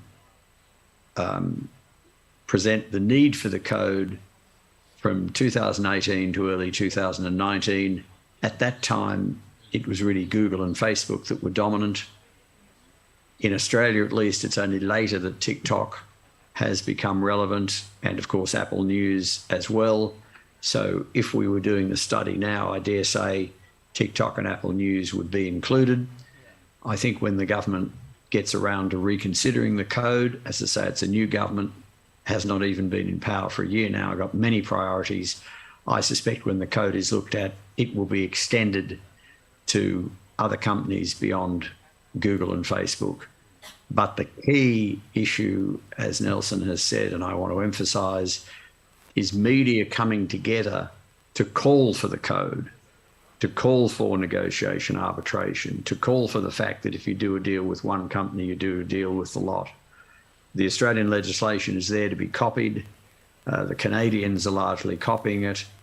So the framework is in place, but all media need to come together to call for it.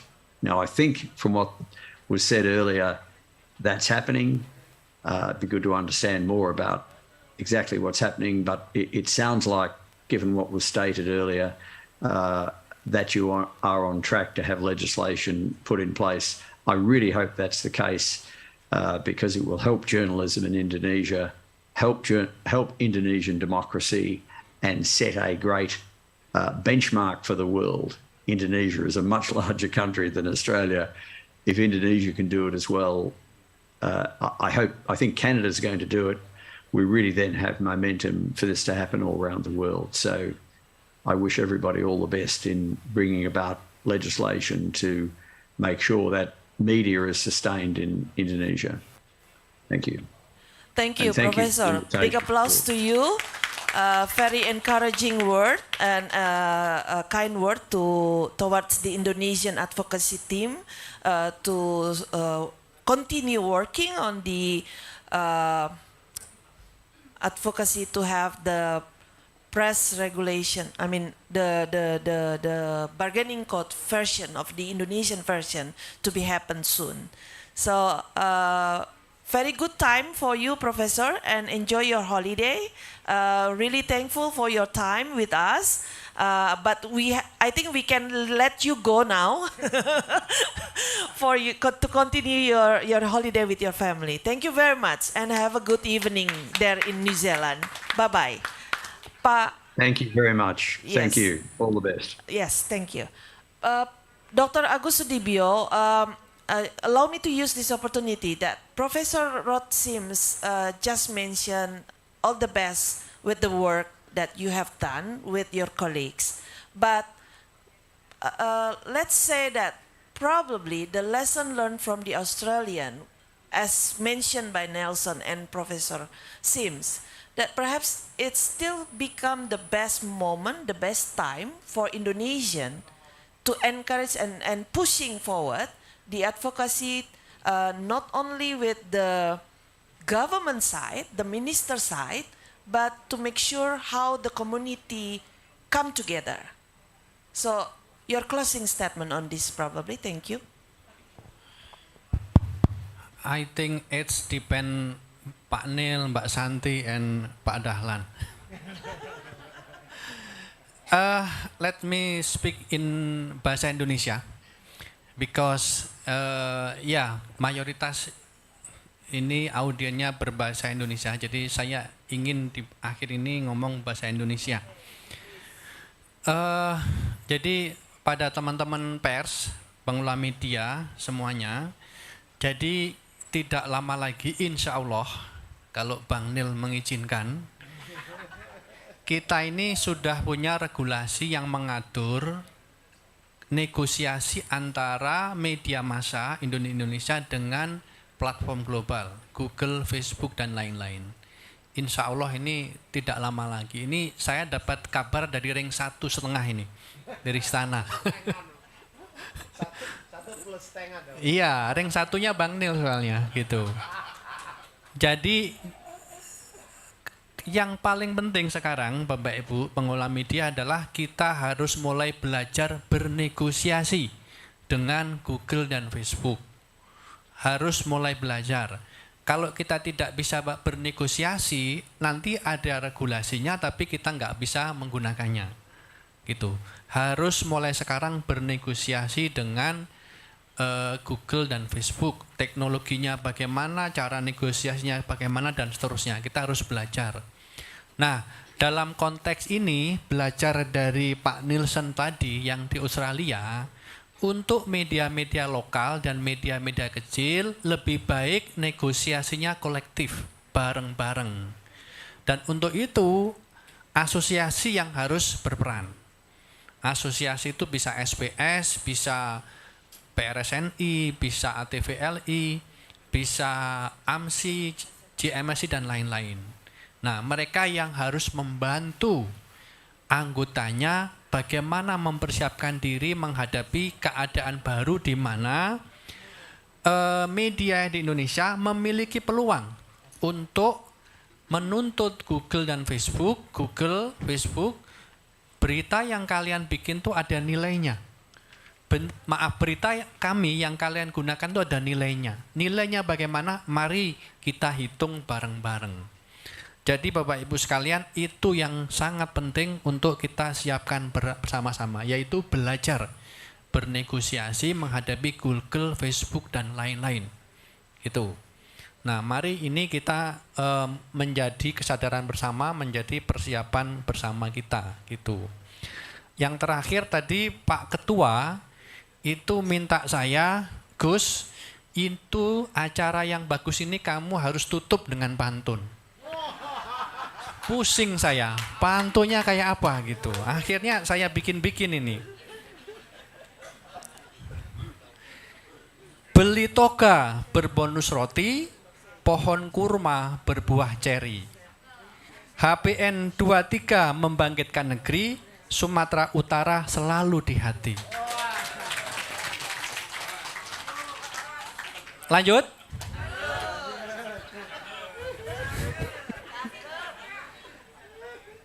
Di kota Medan kita beli tasbih. Cukup sekian, terima kasih.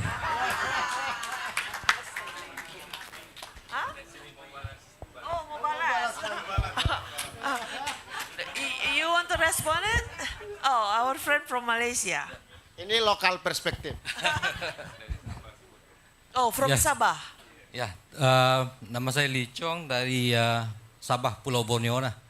Kita berjiran dengan Nusantara di Kalimantan.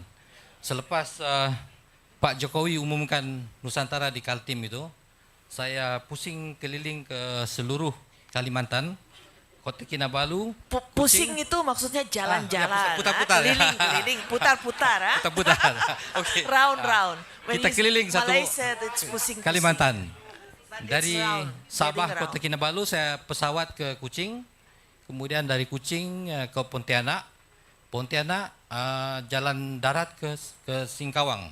Di Singkawang rupanya satu tempat yang cukup menarik. Ceweknya cantik belaka. Dari Singkawang kita kembali ke Pontianak.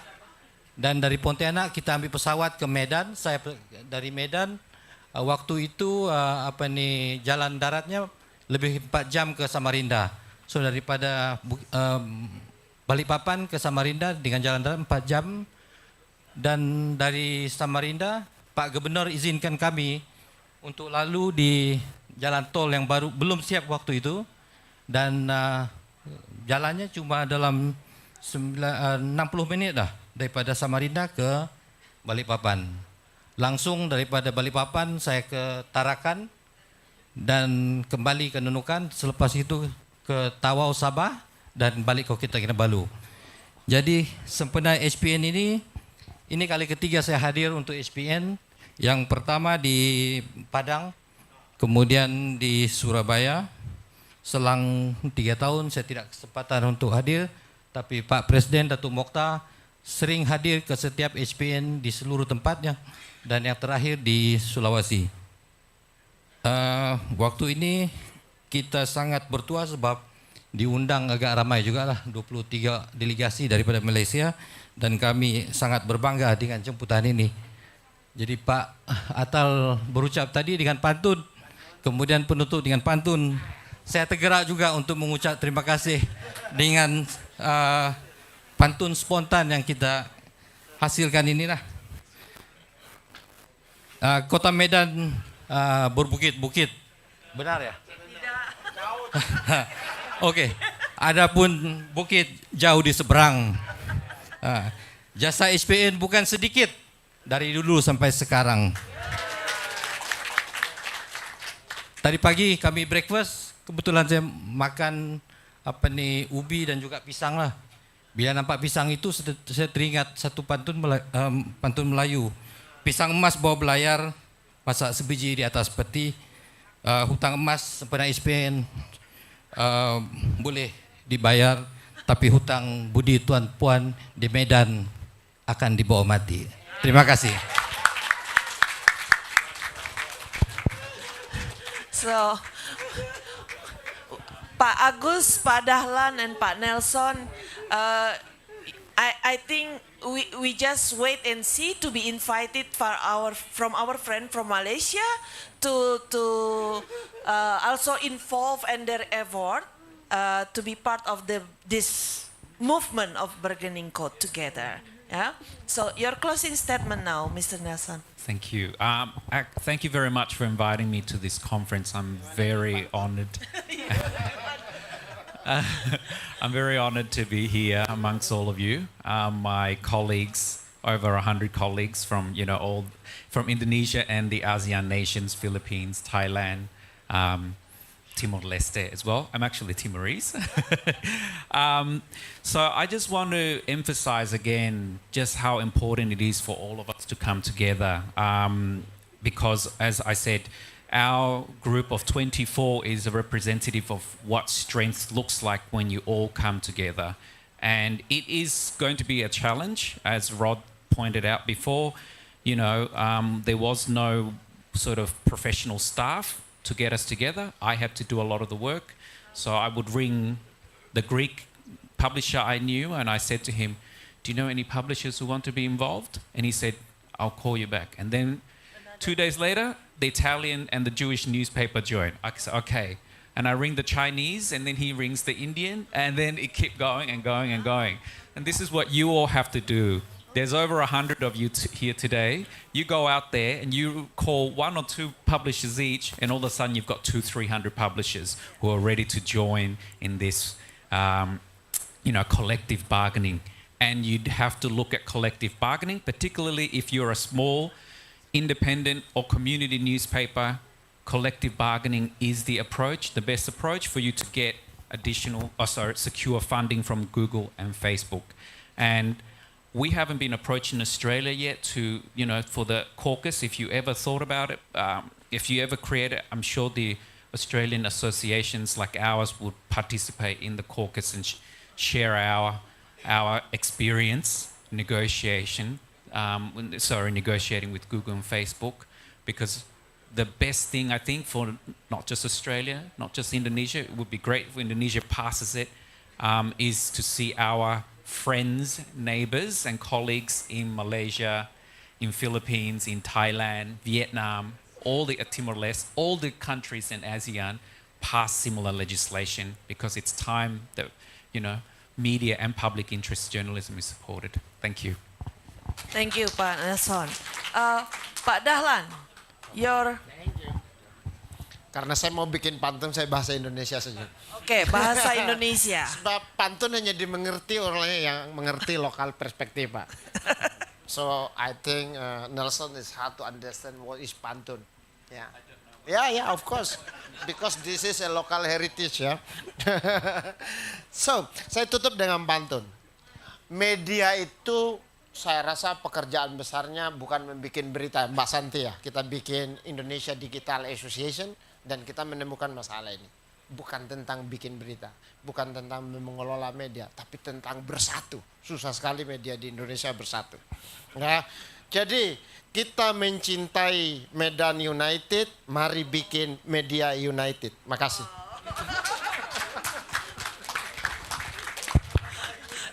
Too quick, too short. I haven't get my drink yet. Oke, cakep pokoknya, cakep ya. So, thank you Pak Dahlan Dahi, Pak Nelson Yap, Pak Agus Sudibyo, and also Pak Rod Sims right now in New Zealand for all your times and valuable knowledge to be shared with us during the National Press Day celebration today. And of course, we also grateful for your presence here in the room together with us from the beginning up to the end right now. And just to make one short statement to close this, the topic of digital disruption and sustainable media ecosystem governance proposed not only for the current situation, but it will be moving forward together, and there is a proposal from all the speakers and even from the floor, coming from all of you, that we must come together, and not only in Jakarta, but also across Aceh until Merauke, and we cross the border, because we are global village anyway. Our friends from Thailand, our friends from Malaysia, our friends from Philippines and Timor-Leste and also Myanmar, they also having similar problem, and we map that problem. And the only thing that we can move forward with, the obstacle right now what we have is when we propose to have what Pak Dahlan said before, just now, a united between us. So allow me to close this with the testament. Thank you very much for all your attention, and my apology if there is a mistake in leading and chairing this seminar. I thank you. I give back to the MC. Do we have something proposed? No? Yes, please. Thank you, Mr. Chelsea. Ladies and gentlemen, now we would like to go to the next agenda. It is the token appreciation, and the token appreciation will be presented by the organizing committee by Mrs. Helena Rea from BBC Media Action to the distinguished speakers at the session. Would you please come forward?